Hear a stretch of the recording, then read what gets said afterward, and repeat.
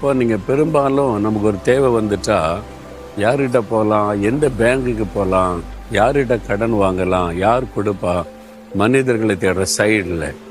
அந்த ஆண்டவர் சொல்கிறாரு, அங்கே பார்க்காத மேலே பாரு, தேவனை பாரு, அவர் உனக்கு உதவி செய்வார், அவர்கிட்ட சகல ஆசீர்வாதமும் இருக்குது.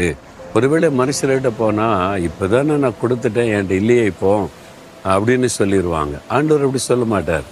அவர்கிட்ட சகலவிதமான ஆசீர்வாதமும் சம்பூரணமாக இருக்கிறது. ஆனால் உங்களுடைய கண்கள் அவரை நோக்கி பார்க்கணும், அவரை விசுவாசிக்கணும், அவரை நோக்கி ஜெபம் பண்ணணும். அது மாத்திரம் இல்லை, அவர் சில கண்டிஷன் சொல்லுவார். என்ன சொல்லுவார் அவர்? என் சத்தத்தை கேட்டு என் வசனத்தின்படி நடந்து எனக்கு பிரியமானபடி நீ வாழ்ந்தா நான் வானத்தின் பலகணிகளை திறந்து உன்னை ஆசீர்வதிப்பேன். நான் இஷ்டப்படி வாழ்வேன், இஷ்டப்படி நடப்பேன், குடிப்பேன், வெறிப்பேன், ஜாலியாக இருப்பேன். அதுக்கு என்ன, எனக்கு எல்லாத்துக்கும் பணம் வேணும், அதுக்கெல்லாம் ஆண்டவர் தரமாட்டார். அவசியமானதற்கு கட்டாயம் தருவார். உங்களை கடனாளியாக்கி அடிமைப்படுத்த கர்த்தர் விட மாட்டார். நீங்கள் அவரை விசுவாசத்தோடு தேடினா இன்றைக்கு உங்களுடைய தேவையெல்லாம் சந்திக்கப்படும்.